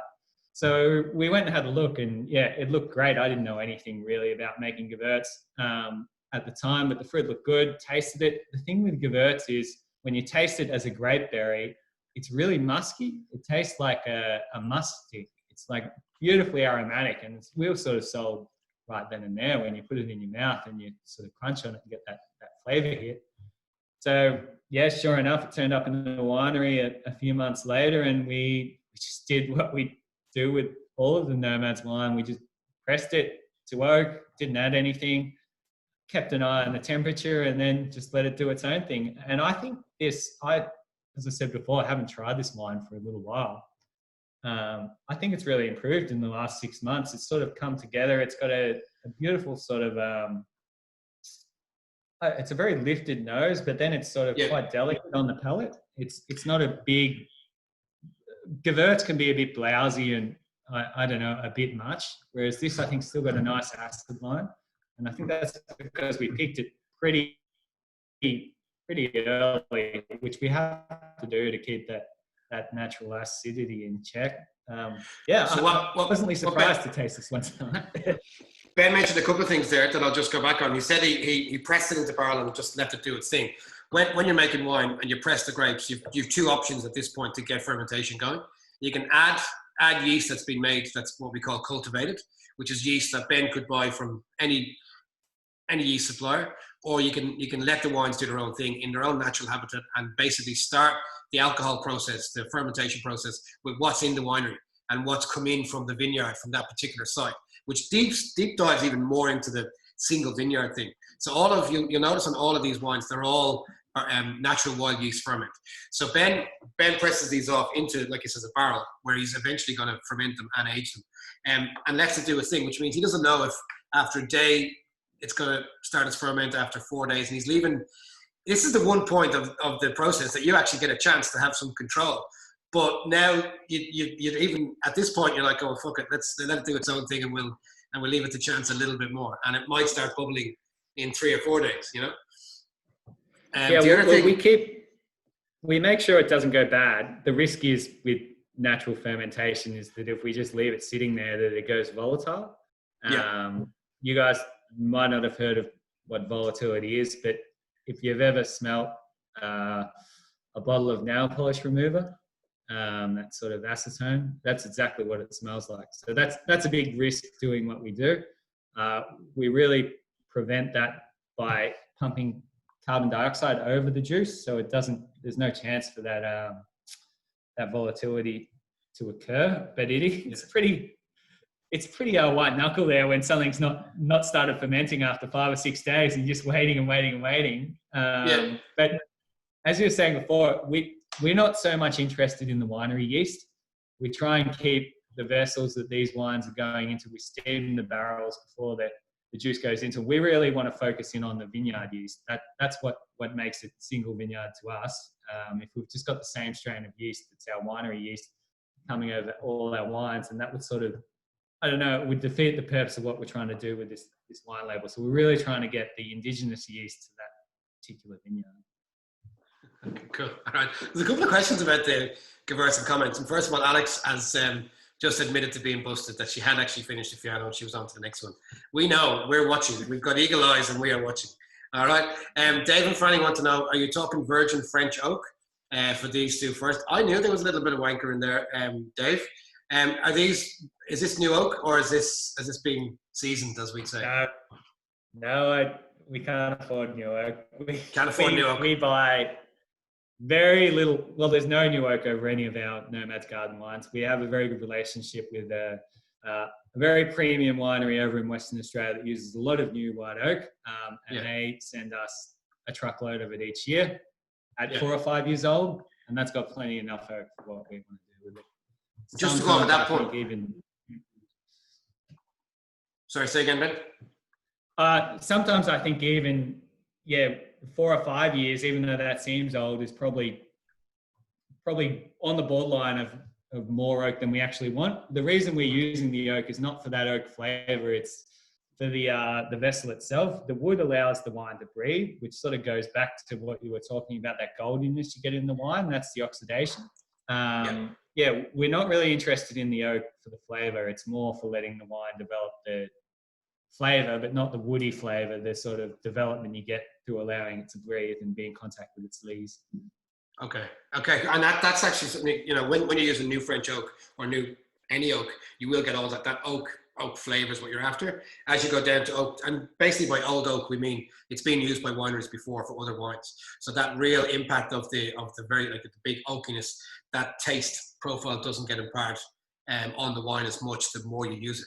And, you know, as Ben just said there, he's using stuff that's been used 4 or 5 years in a row, just so he can use the vessel as opposed to getting the oakiness into the wine. All right, we're halfway through. Then the bins have to go out. It's 9 o'clock on a Thursday, so we'll do the bins when we finish this. Simon just mentioned that he was very surprised about this wine. Adam and Jenny reckon is their favourite white wine so delish. And we all know Alex was BSing. We've asked that about the virgin oak. Gewürz always smells like musk sticks, Elise Cherie, but often non-Aussies have no idea what that means. Okay, Elise, is it Eilish or Eilish Cherie? Musk sticks. Give us a little. Unmute yourself and give us a little rundown of what we're talking about there. For anyone who grew up in Australia knows what a musk stick is. They're pink lollies that are musk. Oh yeah, okay. We used to call them fizzle sticks. I did a really wine wankery course at the start of this year, and none of the international businessmen that I did this course with had any idea what musk sticks were. So I brought them to the second class, and they all agreed that yes, Gewürz smells like musk sticks, but they were all horrified by what musk sticks were. Are they the same as fizzle sticks we used to have? We used to pretend they were chalk or cigarettes if you were real cool. Musk with pink sticks, all right. Good to see Sam Rose is back from his deliveries. I believe there are still a few people that didn't get their wine. I'm really, really sorry. I will sort out some, there'll be some sort of compensation for that. I also just want to say as well, all the little bottles that you got, keep them if you can, because we'll take them back and sterilize them. We'll do a milk bottle thing. So keep those little bottles. Keep your the cardboard's pretty sturdy too. Keep them. So we'll do a little sterilization, and we'll refill and use them up again. So as well as the cardboard too. We're halfway through. Those wines were awesome. Simon asked the question, or Simon mentioned. What did Simon say? Simon said, this wine surprised me. Okay, cool. So, yeah, it is. It's one of those things that people probably don't know which end of the spectrum. Gewürz can be very, very sweet. It can be very, very dry. It's got the Riesling effect. And for that reason, it can be polarizing. And people may have had one that's too sweet and they don't go back to it, a bit like Riesling. Whereas you can get this, you can still get aromatic Gewürz with a dry finish. So you're not necessarily eating thistle sticks or whatever the musk sticks that we mentioned earlier. Dave and Fanny reckon these would be amazing in amphora as well as old oak. Any clay pot kicking around. I'm sure if you're dealing with low intervention and sort of bordering on the natural, there might be a bit of clay pot. That's a new kind of craze that's going on, these eggs that winemakers are using. We might ask Ben about that, because there might be some of that coming through, and ask him a little bit about what that is. No bins for you past curfew. Shit, yeah, we can't put the curfew out. Thanks for that, Kathleen. We'll do the bins in the morning. My goodness. Just love saying, would you like a Gewürtztraminer? Julie just likes saying it. Danny Ryan, time for the tasty reds. Yeah, Danny reckons I'm going to go on the reds. Before we hit the reds, Simon, who's 50 today, I think if everybody can, and looking very well for 50, he's probably jumped off the call now that I've said he's 50 twice, but I'm only joking, Simon. But it is a tradition. On these, we did 10 weeks, and somehow, I don't know why or how, where it came about, but it was anyone's birthday. They got the full works, and we sang happy birthday to them. So, is Simon still on? Simon, you still kicking around somewhere? I'm still here, mate. I'm still here. You're still here. Oh, you are. Okay. I'm a couple of decades before 50. Oh, we're only joking. We're only joking. If you can unmute yourselves, and I'll take it away, and we'll give a very quick rendition of Happy Birthday to you. Happy birthday to you. Happy birthday, Simon. Happy birthday to you. You wanker. Oh, thanks, mate. That was my mate. I knew him. That's all right. But believe it or not, our best singer, our second best singer, sorry, Dad, our best singer is out on the road still delivering wine. He normally gives a bit of falsetto and harmonizes, but if he gets back in time, he can sing it to you again. Happy birthday, That was Simon. pathetic, guys, but thank you very much. Thanks for hooking in. You don't look a day over 40. Yeah, all that's right, good so, too. Thank you. Cool. We're on the reds. We're going to start with the Pinot. Oh, what way is it on your list again? Pinot Noir, Pinot Meunier, Syrah. Is that right? Pinot Noir first. Anyone got the tasting sheet in front of them? Sam Rose will tell me. Yeah, Pinot Noir first. 50, you're still 30, said Nathan. Okay, cool. Pinot Noir. All right, Ben, tell us about Pinot. Tell us about this. This actually surprised me, this Pinot, because Victorian Pinots can be one way or the other for me. And then this was Vincent. right. Yep. Pinot is actually number 5, mate. Pinot's number 5. It's Pinot Meunier first. Yes. There you go. Pinot Meunier first. Okay, cool. If anybody wants to know how to say it, I mean, and part of the reason people normally hook into this is to listen to me mispronounce French wine terms. So just for my own safety net, I normally put these pronunciation things up, just so I can teach myself how to say them properly. But if anybody wants to say the next wine properly, this is how you should be saying it. As you look at everyone else, look at their. So we just learned how to say Gewürz. We're going back to France, and that's it now. Pinot Meunier. You don't pronounce the R at the end. Pinot Meunier. If you want it to sound like a real wench French wanker. Right, Ben, it's over to you. I love this wine. This is cool. Interesting fact about Pinot Meunier, and we mentioned this with Gewürz. This is a red wine. This is a red grape that 99% of the time is made into white wine. This is one of the 3 grape varieties that is grown and made to make champagne. So we've touched on this before. Champagne is ordinarily made, although it can be made with one of 7 grape varieties. It's normally only made with one of 3 or all 3, a combination of all 3. This is one of those. Those three grape varieties that make champagne, which is a clear wine. 2 of them are red, and this is one of them. This is one of the 2 reds that makes champagne. And even in Australia, it's grown to make sparkling, and it's usually grown in areas that excel or have high volumes of sparkling wine, e.g. King Valley and Prosecco. But normally this would be grown to make into a white wine. Yeah. The Pinot Noir is number 4. Oh, the Pinot Noir is number 4. I've spoken about the Pinot Meunier. Let's just do the Pinot Meunier first. That's number 5. It was a toss-up between the 2 anyway, Sam, wasn't it? It was. We were always going to do one or the other. It was. They're very similar. They're actually pretty close. They're pretty close anyway. Yeah. So I've started talking about Pinot Meunier. I'm going to keep going. You've stitched me up. You must have sent me just this one, mate, and everyone else has got the other one. Everyone's on here going, no, the Pinot Noir's at 4. I've got it at 5. Who cares? They're both tasty. I'm through it. There you go. That's because it was your birthday. That was your birthday. Yeah. So ordinarily made into a white wine. And for those who know, the reason that, or the way you can make a red grape into a white wine is that you just don't use the skins. You don't press the skins. All the color for wine, the color and the tannin, the pigments are in the skins. So any of that color you get from any wine will come from pressing the skins or leaving the wine in the skins. Obviously, to make a white wine, it doesn't touch the skins. This one does, and it makes a dry Pinot Meunier, not very tannic, and absolutely gorgeous. And I think it's a cool wine, actually. And hopefully it's something that people aren't picking up. Give us a rundown as to why Pinot Meunier, this particular site as well in King Valley. And let's taste the wine with you, Ben. Look, you shouldn't pick a favorite child, but this is my favorite wine we made in 2019. It's so juicy, so lifted, aromatic. It's just a pleasure to drink. I really love it.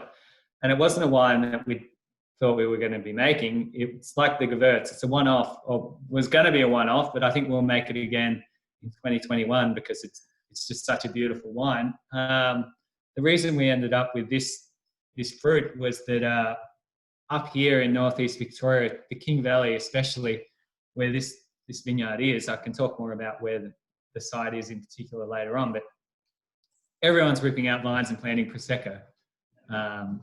That's all anyone wants, and that's sort of been at the expense of Pinot Meunier, because these traditional sparkling varieties that we used to make, that sort of, the sparkling the Brown Brothers used to make, are redundant now because all they want is Prosecco. So we picked up 3 or 4 ton of this. Didn't really know anything about it again, but I thought, by the look of the fruit, we'd do something different with this. So there's quite a lot of winemaking that's gone into this one.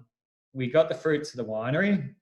We put 80% of it through our destemmer, so we don't crush the fruit. So we put it through the destemmer that takes it off the ratchet, we call it, but the stems. And then the last 20% we kept on the stems, but we didn't crush the fruit. So the berries were whole little berries. And then we got buckets and we hand bucketed this into barrels. And then we sealed those barrels up.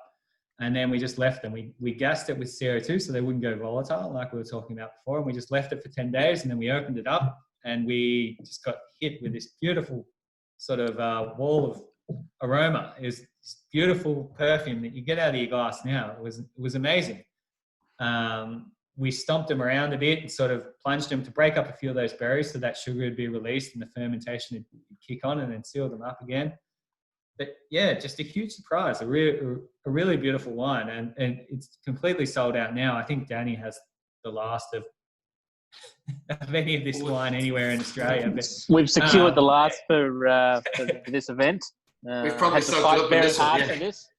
Very hard for this stock. So I hope you all enjoy it. I've got 2 bottles left. But, there you go. We'll probably take them. Just one thing we mentioned earlier about tasting the wine and having a look at it. Do what we said earlier, and have that white background and pop your glass at an angle. Pop your fingers behind this wine in particular. And this, when it comes to red, is when we should really be looking at the wine before we taste it. You can see your fingers behind it. As you get up the scheme in terms of weight and heavier reds like Shiraz and Cabernet, you won't be able to see your fingers through that wine. So when you're looking down through the wine, you won't be able to see your fingers. Whereas with this one, you can see it's not going to, before anyone tastes it, I know Alex has probably necked it already, but before you actually taste it, you can get an indication that it's probably not going to be something that's going to be too heavy. And you mentioned it's quite light in perfume.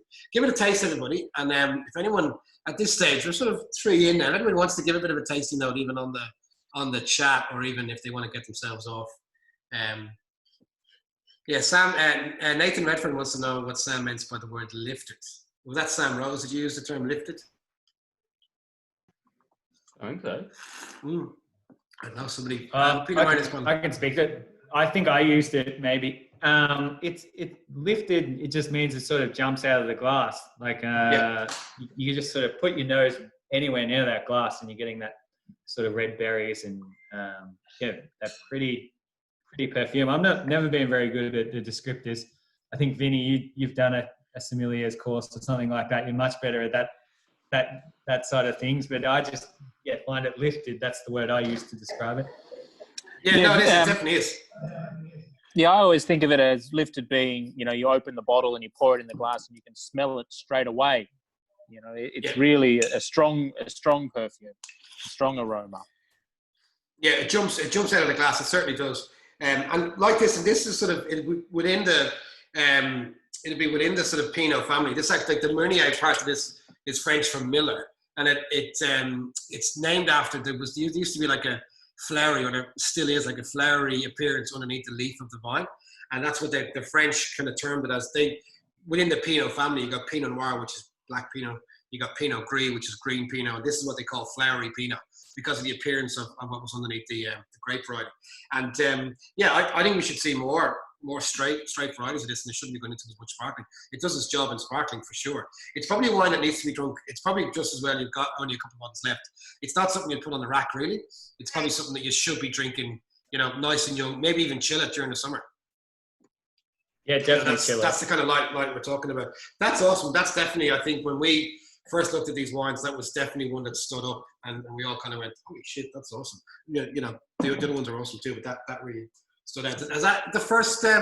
Michael Benko reckons it smells like violets. Absolutely sure it does. Absolutely, and that's one of the kind of the lifted that we talk about. Those kind of things come out when we talk about lifted notes like violets or rosewater or perfume. But yeah, violets for sure.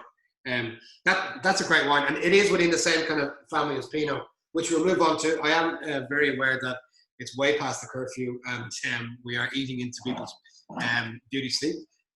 Pinot Noir is next. And this is Alpine Valley as well. So we're going back to a single vineyard, and pretty much the same sort of hand-picked, handmade. Your basket pressing, your barrel aging this on leaf, and there's no acid. Now it's unfined as well. Just talk us through, like all of your wines have got vegan friendly on them. Talking through just like the fining process. You are finding it, but in a very sort of gentle way. Is that right? So this wine's completely unfined. We'll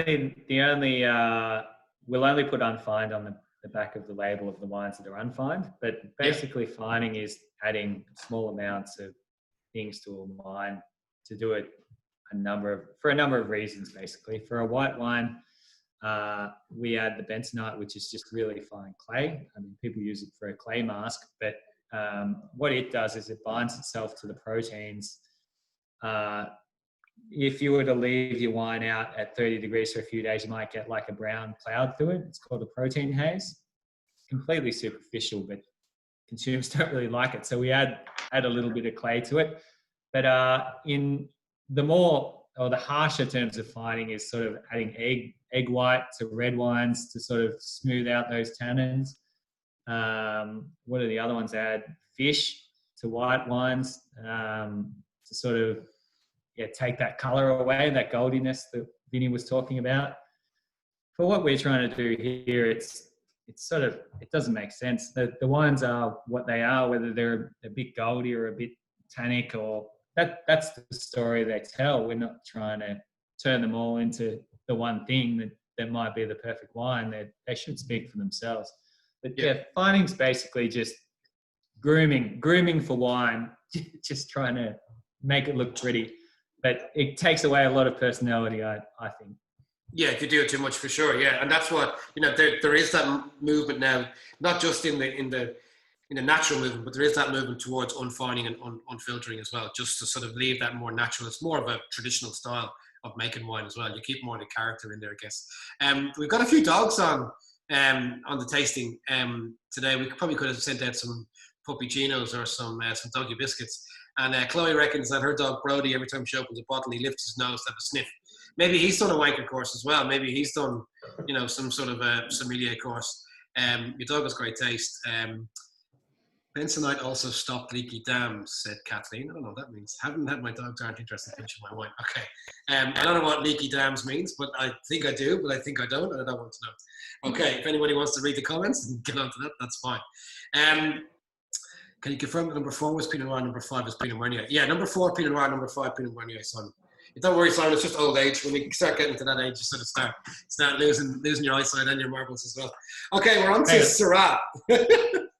We tasted the Pinot Meunier at number 4, didn't we? We did taste that number 4, yeah. And then just tasted the Pinot. All right, they're two of our lighter styles. We're on to the Syrah. Any questions or comments on either the Pinots, the Pinot Meunier or the Pinot Noir? Sorry, just quickly. I don't know if I've got it the right way around. But on the nose, I'm getting a bit more kind of warmer sort of caramel tones for this one. So I don't know which one that is. I think that would be the Pinot Noir.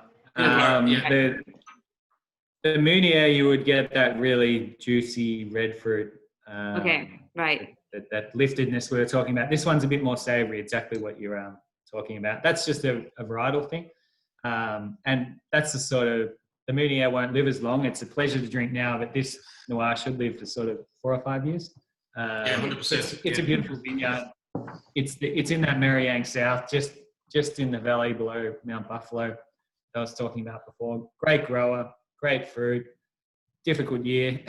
But I think still a very nice wine. I think that, Awesome. I just got them mixed up, so I was just trying to figure out which one it was that I was actually drinking. Yeah, the Pinot Meunier's got more of that sort of Turkish delight coming up off the nose as well, like as if you just burst open a Turkish delight. There's 50% of the population like Turkish delight and 50% of the population don't. So if you're part of the 50% of that do like it, you usually get a treat at Christmas time because no one eats the Turkish and you always get left with all the Turkish delight. So I'm in that bracket. They're both awesome wines. They're fantastic. We're on to Syrah now. The Pinot Noir, I definitely think, the Pinot Noir, you could kind of sit down, 5 or 6 years at least. I mean, it might even go through some secondaries that you could get a bit longer out of as well. But definitely the Pinot Meunier, which we've got a little bit there actually in the shop if you want to get the last few bottles, and it would be good come summertime with a bit of a chill on it. And we actually tasted them with a bit of a the shop was freezing, so we tasted them slightly cold when we tasted them. So out of no sort of, we made it to be a chilled wine. Oh, good. Well, it was built to be a chilled red. Yeah, that's good. And that's something that's kind of alien to us down in Victoria in particular. The Queenslanders have been chilling their reds forever. And I guess it's because they have to, when it's 45 degrees and stinking hot, they need to keep the reds from cooking. Whereas it's sort of something that, it's creeping into the psyche down in Victoria a little bit now. People, I would have always had a bit of a fear of popping the red anywhere near the fridge, but now it seems to be a bit of a thing that people are doing, particularly when you're making reds like the Pinot Meunier. Don't fear the fridge, Vinny. I put all my reds in the fridge in summertime for at least half an hour because they warm up very quickly in glass, but there's nothing worse than a warm, hot, fumy, alcoholic red jumping at you out of the glass. It's better off cooler than it is warmer, I think, because you can always warm it up. You can't chill it down once it's in the glass. Now, I reckon Michael Benko has done a bit of a wanker course as well, because he reckons the Pinot Noir is one of the coolest, purest expressions of Pinot I've ever tried. Now, to put those few words together would definitely suggest that there's been some sort of a course being attended. But Michael, that's a good description and dangerously drinkable. My current record is 45 minutes for the whole bottle, and delicious in summertime, slightly chilled. Okay, so Michael obviously knows this wine quite well. So 45-minute record, that's good. We don't encourage that, but if that's the pace that you're at, that's fine. Good on you. Happy days. All right, okay, we're on to our last wine. We're on to Syrah. Syrah Shiraz, we covered last season. Shiraz, basically, we're the only country in the world, I think, that calls this grape variety Shiraz. There's a couple of different kind of conspiracy theories as to why we do. Some go back to the first plantings that came here, and they were mispronounced by the Scottish civil engineer who brought the first Shiraz plantings here. Other people think it was, say it was called after the Iranian city of Shiraz. Anyway, it's one of those stories that I think there'll always be. Some people say one thing and some say the other. But what's happening in Australia now, you'll see a lot more of these wines, which are called Syrah. I'll just put the label up. Where are we? I'm not going to share my screen again. What you'll see here, that easily could have been called Shiraz, whereas the winemaker here, Ben's elected to call it Syrah. And I guess that pays a bit of homage to how it was made and the style you were looking for. And a lot of producers are now putting Syrah on the label because they've produced something that's a bit more traditional, a bit lighter in style, something that's a bit more European in style, and not necessarily something that's big and heavy and bright and bold like we tend to make in Australia. Would I be right in assuming that, or am I completely off course, Ben?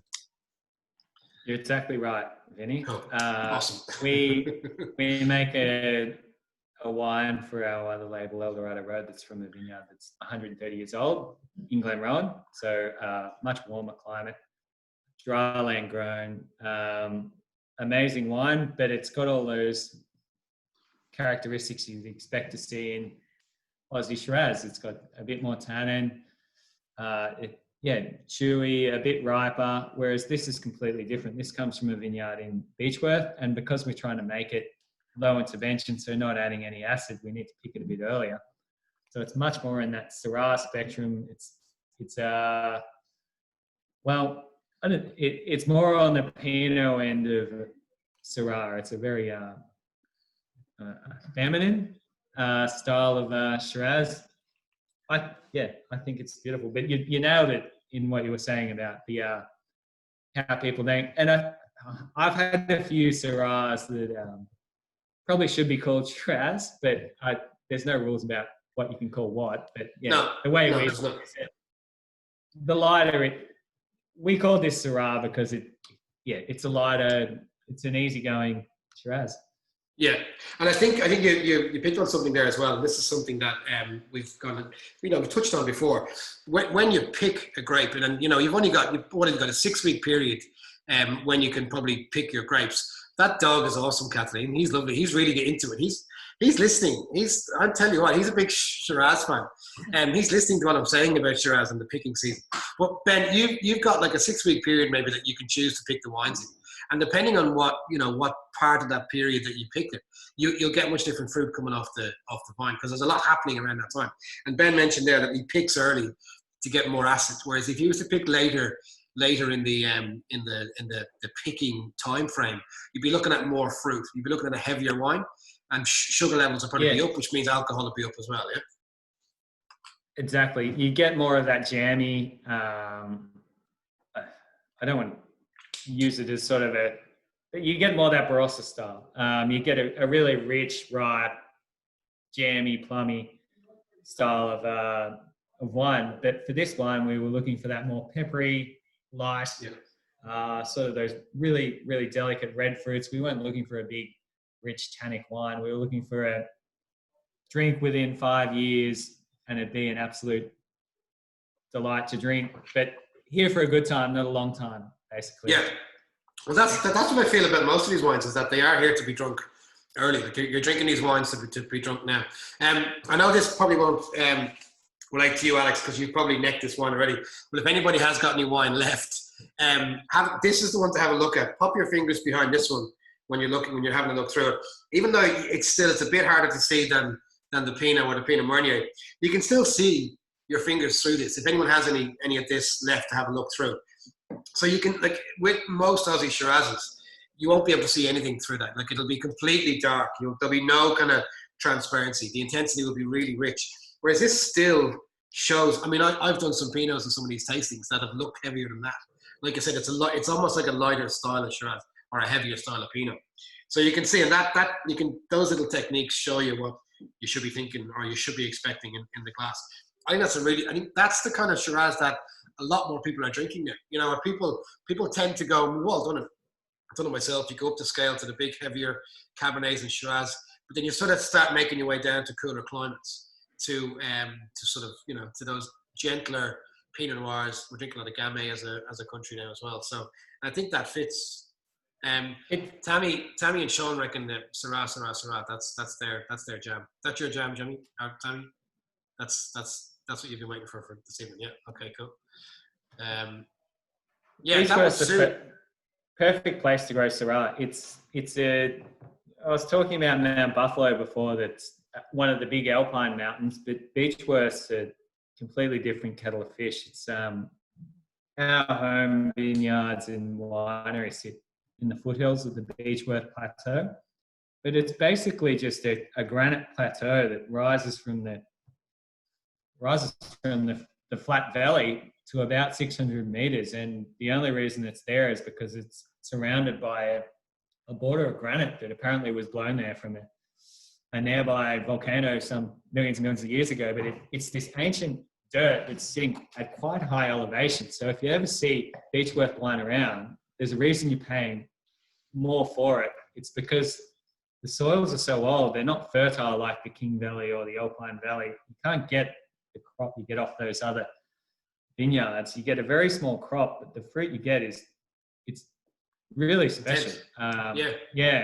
It's an amazing wine region, but the reason there's not much wine that comes from there is there's no rivers, there's no way to irrigate these vines either, so there can only be very small vineyards, and they're often tended to by families.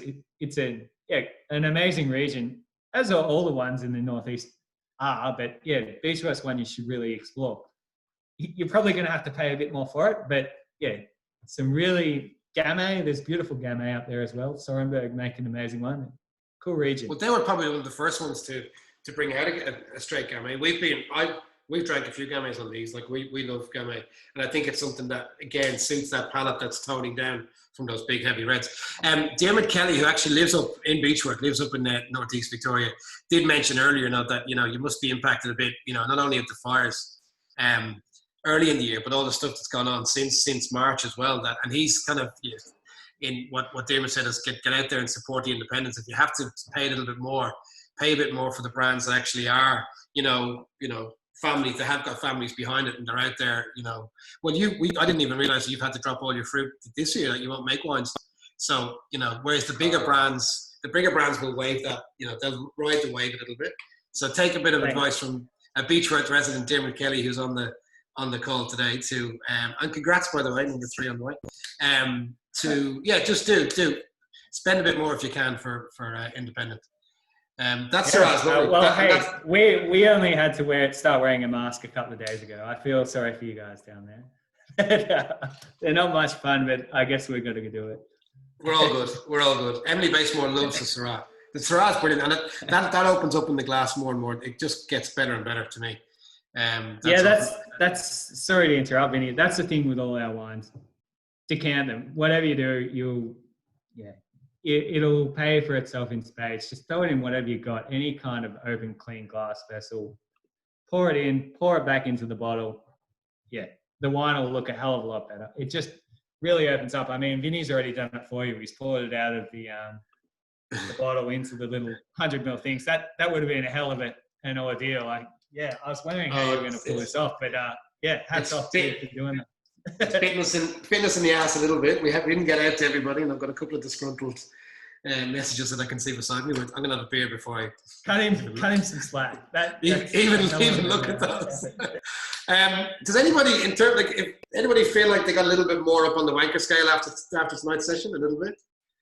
Definitely. We've got 2 hands up here from Mike McLean and crew. Fantastic. I'm very impressed with the setup that happened there. I normally do this in the pub. I've got a little backdrop here, but I've definitely been overshadowed by what Mike has done there. We haven't been out in so long, so. well, you've done well. You've done well. Hats off. So if anyone there's not much of these wines around, as Ben probably told you. So if you do feel like you want any of these, the QR code is there on either side. One takes you to a mixed pack. One takes you to the straight packs. Any questions for Ben? Any questions that I haven't covered yet? Can you clarify how to buy? Oh, yeah, I just did. Hit the QR code. If not, just jump on the Central Club. But there should be QR code on your tasting pack if you got it on the sheet. Down the bottom left and bottom right. Just run your camera over that and it'll take you straight to it. What are your favourites? Says Danny. What's everyone's favourites? I think it's been a mixed bag. There's a lot of love for the Syrah. There's a lot of love for the Fiano from what I could see, and the Gewürz as well. So, which is great because I mean the Gewürz and the Fiano are probably 2 that people aren't necessarily picking up every day of the week. Anyone? You can tell me. I won't get hurt feelings. He's been moving heads today, guys. Take it easy on him. Pinot Meunier was banging, as was the Gewürz, says Johnny. And Johnny knows a thing or two about good drinks. So, Johnny reckons the Savvy B from Alicia Cool. Savvy B was ace. It was really good. That just something, and it just shows you, it just takes a bit of love with the grape. Just because, it's a pretty easy grape to grow doesn't mean you can't make it into something chewy and crunchy and cool like that. Sauv Blanc again, Fiano from Julesy. Cool. Pinot Noir. Lawrence says, how do you want to send back to the bottle? It's a good idea, by the way. We'll figure that out. Let's just hold on to them and we'll figure it out. What we'll do is, we've got another batch of the bottles. We'll probably send you another batch and pick up the batch while we're there. We're definitely going to start our filling process a lot earlier this week. It might be a 6 a.m. start, just so we're not cutting it so fine. But keep the bottles for now and the boxes if you can. And we'll probably do a milkman style. We'll pick up when we deliver again. To those who might have had friends who were trying to hook on and didn't, I'm really sorry. We tried something new this time. It didn't necessarily work out perfectly, but I think we got 90% of the way. I'll go and deal with the cranky message that I can see on my phone already. If there's any questions, if not any questions, then Julesy, you can come and help at 6 a.m. No problem at all. Julesy, Julia reckons the Pinot Noir Fiano. Yeah, all of that. Cool. It is. It's great. Yeah, like a milkman, Lauren. We will be like a milkman. Awesome job as always. Thanks, Dion. Thanks for that. Is there a song? Well, there is a rule, Dion, that if anybody asks, that it'll probably happen because that's just how it is with Colin J. McGrath, wherever he is. Are you still there, Dad? Those who are new to the piece, we sing happy birthday if it's someone's birthday. There's also a bit of a tradition of getting a song being sung out. And I didn't see Luca on. I didn't see Luca and Jess on. But the resident singer at the moment is dialing in from Dublin in Ireland. And does take requests on occasion, but we'll probably just have something ready. We have something ready. I'll sign off. Yeah, I have one that. Just give me a sec. What I'll do is I'll just say thanks to Ben for coming on and being, after a day of moving house, Ben.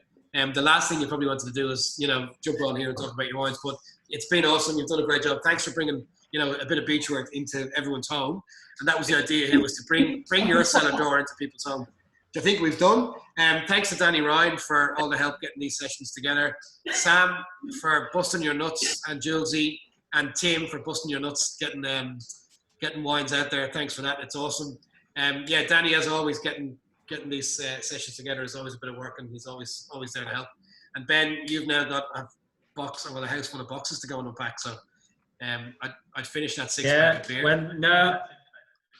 On the way home, I wasn't feeling that forward to it, but I shotgunned a few beers pretty quickly, and then had 6 bottles of wine to get into it. It's been a pleasure. Thanks everyone for coming along. Thanks Jenny. Thanks it's been Danny. Awesome. Thanks everyone. I hope you learned something. And all credit to you, Vinny. What an effort to pour out all those bottles of wine and winning something out, send them around the city. Good on you. I poured out about 10 yesterday. It was Julesy and Sam and Tim, to be honest. They did all the work. So, all right, we might leave you with a song from Colin McGrath. I don't know what's coming up, but I'm going to cut you off whenever it gets too long, and everyone can hang around for a song or head off.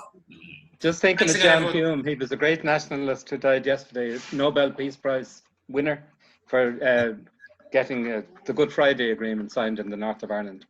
The town I love so well, it's about Derry. In my memory, I will always see the town that I have loved so well, where our school played ball by the gas yard wall, and we laughed through the smoke and the smell, going home in the rain, running up the dark lane, past the jail and down behind the fountain.